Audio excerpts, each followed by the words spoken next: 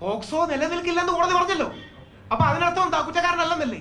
അപ്പൊ ഇനി എന്ത് പറയാമെന്നറിയാമോ? വേണമെങ്കിൽ മുകേഷിനെ അപകീർത്തിപ്പെടുത്താൻ, മുകേഷിന്റെ കാര്യമാണ് പറയാൻ, രാഹുൽ മാങ്കൂട്ടത്തിന്റെ അല്ല, മുകേഷിന്റെ കാര്യത്തിൽ എന്ത് പറയാമെന്ന് എനിക്കറിയാമോ? അത് കോടതി തെളിവുകളുടെ അഭാവത്തിൽ വിട്ടു. തെളിവുകളുടെ അഭാവത്തിൽ വിട്ടു എന്ന് പറഞ്ഞാൽ ഞാൻ ഒന്ന് ഇനി ദിലീപിന്റെ കാര്യത്തിലേക്കാ വരുന്നത്. ഞാൻ സ്പെസിഫിക് കേസ് തന്നെ വരും. ഞാൻ മുകേഷിനെ വെച്ച് പറയണത് എന്താ അറിയാമോ? വേറൊരു കേസിനെ കുറിച്ച് കമന്റ് ചെയ്യണമെന്നുള്ള മുകേഷിന്റെ കേസ് ഇതായതുകൊണ്ടാ. ഇനി ഒരു കാര്യം കൂടെ, നിങ്ങൾക്ക് മുകേഷിന്റെ കേസ് അറിയാമെങ്കിൽ ഞാൻ ഒരു വരിയിൽ പറയാം. മുകേഷ് ഒരു ആൽബത്തിൽ അഭിനയിക്കാൻ പോയി 6 മാസത്തിന് ശേഷം പോക്സോയുടെ കേസ് വന്നു. ഇതാണ് സംഭവിച്ചത്.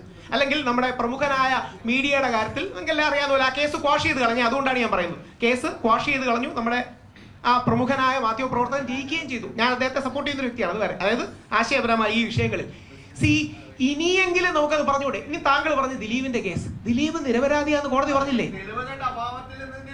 എന്റെ ചേട്ടാ, അതൊരു ലീഗൽ ടെർമിനോളജി അല്ലേ? ഒരു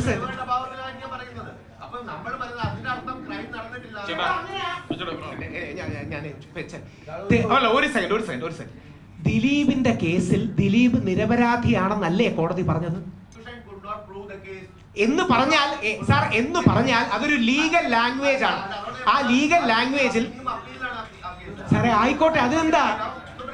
ആയിക്കോട്ടെ, അതിനെന്താ? ഇനി ശരി, ഇനി സുപ്രീം കോടതി അല്ല, ഒരു സെക്കൻഡ്,